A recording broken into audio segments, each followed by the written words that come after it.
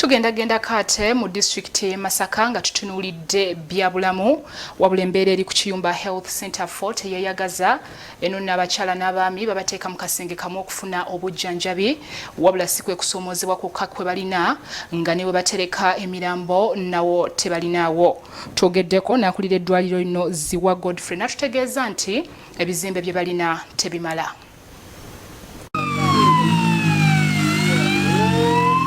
Embeera ku ddwaliro lya Kiyumba Health Center Fort mu kibuga Masaka ekaayenga emirambo tebalina we bagissa olw'obutaba naggwanika. Wa Kiyumba Health Center kayambe ku mirimu nga bwe gyateekebwa mu ndagaano yaffe. Abasajja abasuza wamu n'abakyala kuba ekizimbe tekimala kubaawula ne kisigalira eri bo okwefuga ng'abalikulira basaba gavumenti esitukiremu.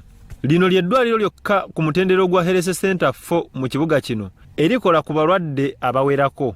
Abakiise ku lukiiko lwa Nnyendo Mukungwe Division balirambudde ne babaako okuwabula kwe bakoze nga Ddaani Mugema bw'alambulula. Badde mwe balwalira abakyala n'abaami n'abaana bonna balwalira ku kitanda kimu. Tulina fuuti 12 naye omu bw'afa asigala ku kitanda ekyo. Eyo neebeeranga mokyale.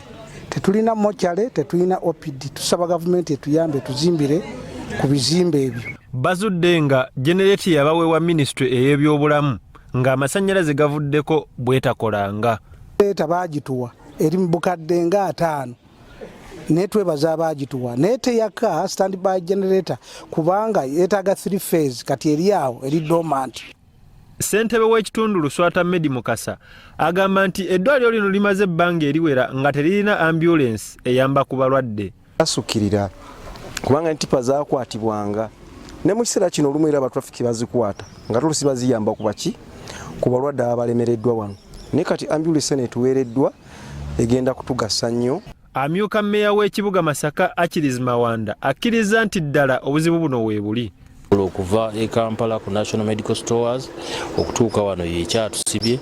Ekyokubiri abasawo accommodation ate nga olaba nti betefutefu okukola omulimu gwabwe.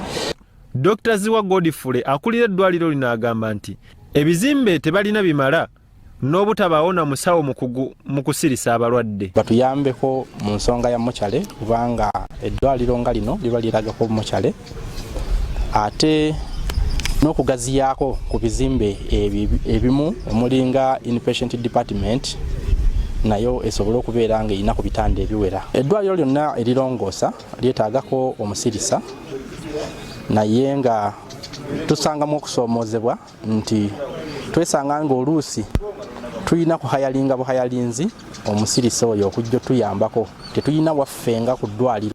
Ab'ekisa okuva emutundwe babadduukiridde ne baba ambulance eyattukutuku eyambeko nga yiga Muyomba Kasozi bw'alambulula. Okusinza ku statistics okuva ministry kiraga nti abakyala bangi bafa olwa just mu budde butono okutuuka ku ddwaliro erizaalibwamu oba okubatwala ku ddwaliro eddene gye bayinza okufuna obujjanjabi. Ku lwa NRM ssentebe w'ekibiina kino mu Masaka Segawa Katamba asiimye ababadduukiridde. Eno ambulance gye batuleetedde egenda kutuyamba okumalawo ebizibu ebyo. Nene wankubadde ebizibu ebyo biweddewo era tugambye nti Masaka City nga administration balina okufaayo ennyo okulaba nti eddwaliro lino baliteekako essira.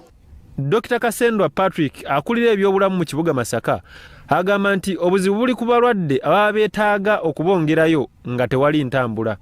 Ongerayo abalwadde nti otuuka okwongerayo omulwadde nga naye ate essuubi lye azze lyonna liri wano Kiyumba Health Center Fort. Era ye bw'atuuka aba ategeeza n'ebewaka nti ntuuse. Ne mu Julayi w'omwaka oguwedde eddwaliro lino lyalina ebizibu bye bimu ebikyalemye okukolwako nga mu biseera ebyo baali babagema COVID-19. Bya kitongole ky'amawulire Salt TV Omunnyo.